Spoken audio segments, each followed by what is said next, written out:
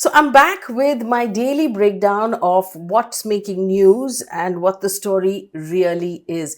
Now, today we're talking about the controversy surrounding the statements made by Home Minister Amit Shah in Parliament in Rajya Sabha when he was speaking. Comments made specifically be about Dr. B.R. Ambedkar.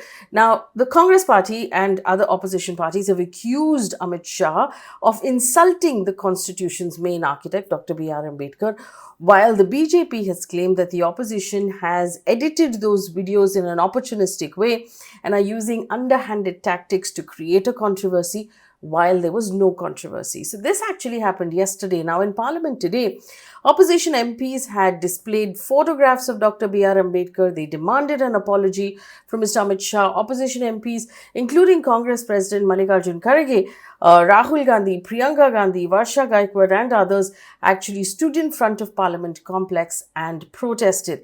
Now what happened in a very unusual move, the Home Minister has actually addressed a press conference today to clear the air around the controversy and what he actually said. This is rare for the BJP to come out and react to what the opposition is saying. Also, in another even rarer move, the Prime Minister has actually tweeted about this twice today. He has not reacted. Normally, he doesn't react to this sort of controversy or any sort of questions being raised by the opposition, but he's tweeted and he's responded to it, saying that basically, like they said, that the Congress party is creating a ruckus where there is absolutely no controversy. So let's first take a look at what happened in Parliament, right? So while addressing the Rajya Sabha on a debate to mark the 75 years of the Constitution, Mr. Amit Shah basically said that Dr. B.R. Ambedkar's name is being used almost as a fashion. Now, this is what the actual quote said, and I'm quoting it. He said, "It's become a fashion to say Ambedkar, Ambedkar, Ambedkar, Ambedkar. If they took God's name so many times, they would have gotten a place in heaven for 7 straight lives."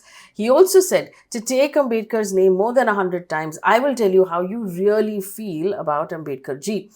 Now, his remarks included a statement about Dr. B.R. Ambedkar resigning from the first cabinet that was headed by Nehru immediately after independence. Shah said that Ambedkar had mentioned that he was not happy with the treatment of the scheduled castes and the scheduled tribes, that he was dissatisfied with government policy and Article 370, and he added that Ambedkar quit after many assurances from the government were not fulfilled. He claimed that in reality, the Congress did not have respect for Dr. B.R. Ambedkar. And he said that, of course, when he had resigned and the then West Bengal Chief Minister, B.C. Roy, wrote to the Prime Minister Nehru and asked him about it, Nehru responded saying it was not much of a loss. This was the entire speech that Amit Shah made in Rajya Sabha. Now, the portion of it that is going viral right now on social media and is being shared by opposition is the first portion of it, saying it has become a fashion to say Ambedkar, Ambedkar, Ambedkar. If you said God's name that many times, you would have found a place in heaven. Now, Rahul Gandhi has basically said that those following Manusmriti would naturally be troubled by Ambedkar. Mallikarjun Kharge has said that Shah is suggesting that instead of taking Ambedkar's name, the Congress people should have chanted the name of God, which is wrong. And there are similar sort of statements coming from the TMC and other members of opposition. The Prime Minister has tweeted, like I said, and he stated that people have witnessed how the Congress used every trick in the book to erase Dr. Ambedkar's legacy and to humiliate the SC/ST community. He said that the Congress and its rotten ecosystem are gravely mistaken and they believed malicious lies. So this is what the reaction is from the Home Minister and the Prime Minister at this point. But let's take a minute to step back and take a look at what really happened between Nehru and Dr. B.R. Ambedkar. Now, you'll remember that B.R. Ambedkar was the chief architect of the Constitution. He headed a team of people who drafted the Constitution, and he was also the country's first law minister. He agreed to join the cabinet as an independent, and he had made it clear that there were certain things that he wanted to work on while he was there. He wanted to focus his considerable gifts in New India on building equality in what he called a deeply unequal society, specifically for oppressed castes. But he was also, and a lot of times this gets lost in history, he was also a champion of women's rights. He was also a champion of workers' workers' rights. He was a master economist, and I'll come to those details in a bit. But the real conflict point was a bill that he had worked on called the Hindu Code Bill that he aimed to pass during his tenure as India's first law minister. Remember, he was an independent. He did not belong to the Congress party, but he agreed as an independent to join the law ministry, or to head the law ministry. Now, in this bill that he had worked on, that was his pet project, it aimed to restructure the law under Hindu personal law, and it was going to grant women the right to divorce. It actually banned, a man marrying again, or polygamy when his wife was still alive. It gave property rights to daughters. It gave full property rights to widows, and it included provisions for daughters, to be given a greater share in the family fortune. Ambedkar had apparently also appointed Sanskrit scholars to translate Hindu texts and shlokas before he started working on this law.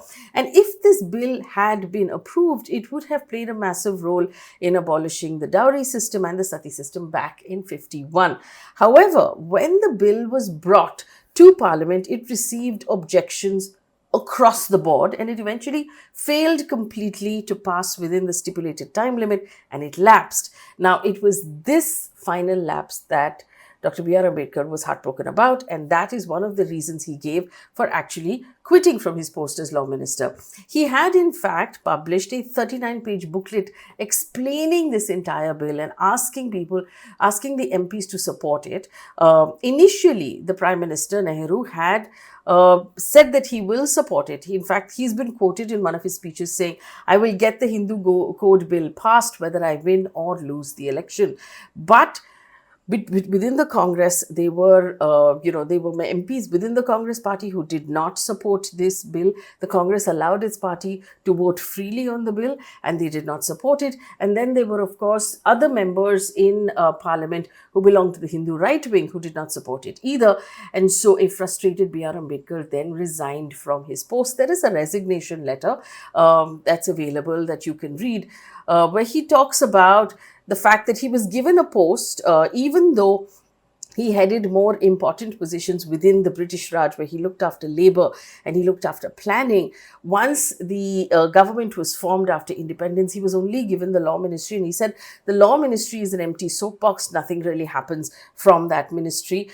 He was not given a planning commission position, which he felt he would have been able to do more with. He also talked about how a lot of work was happening within committees, and he was not appointed to any committee, so he wouldn't really have a very active role as he would have wanted to. He was unhappy, yes, with the treatment of the oppressed castes or the SC/ST tribal people. He said that their treatment was as bad now as it was, during the British Raj, if not worse. And he did, of course, say that he was deeply unhappy by the fact that the Hindu Code Bill did not pass. And that was really the conflict point between Nehru and Ambedkar. Now, on the point specifically of whether Nehru wrote a letter saying it's not a big loss for him to have left, I've not been able to independently verify it yet, but we're going to continue to look for that information. But while I have your attention, there are a couple of other things that I do want to point out, of course, and that is about why Dr. B.R. Ambedkar is so important to this country.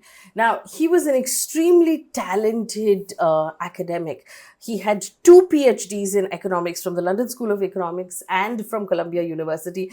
Even by today's standards, he was a very qualified economist. Now, like I told you, he is credited largely as being one of the main people who framed our extremely complex constitution. He's also credited greatly for the work he did for the upliftment of the SC/ST people in our country. But he's done more than that. He was a champion of women's and workers' rights. I want to give you some examples. The working hours we have, the 8-hour workday, that's thanks to him. Overtime, weekly offs, labor laws that we have have actually come from the fact that he served as a labor member of the Viceroy's Executive Council during the British Raj pre-1946 in a 4-year term. And during his tenure, the Factories Act of 1934 was amended. It included water supply, washing facilities, fire escapes, working hours, and especially regulation for women and children. So stuff that we even use today that came up back then. He was also instrumental in demanding for India's own central bank and was actually instrumental in setting up the RBI back in 1935. It came out of a book he presented in which there were guidelines. It was called the Royal Commission of Indian Currency and Finance 1925 by Dr. B.R. Ambedkar.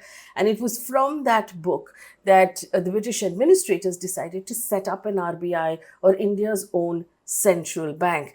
Now, in spite of the rift that happened between Nehru and Ambedkar and the bill that he had worked on being shelved, between 1952 and 1958, there were four separate laws that were passed, that were spearheaded by Nehru. The Hindu Marriage Act, the Hindu Succession Act, the Hindu Minority and Guardianship Act, and the Adoptions and Maintenance Act. Now, in all of these, piecemeal, Ambedkar's vision actually did come true from the Hindu Code Bill. It was about 2 years after he had passed away, but a lot of the rights that women enjoy today, a lot of the structure that we enjoy today came from the work that he had already done back then. So I just wanted to quickly plug in this history point as well, that there was a lot of very good work that he has done. And so he's important not just to the Dalit community, but also to anyone who studies law in this country, or anybody who studies humanities in this country, or anyone who takes up the trouble to read a history book. So there is a controversy erupting in Parliament that's largely political and can be cleared if you read the entire speech of the Home Minister. But really, I think this is a great opportunity to understand the true contribution that Dr. B.R. Ambedkar had for all of us as Indians.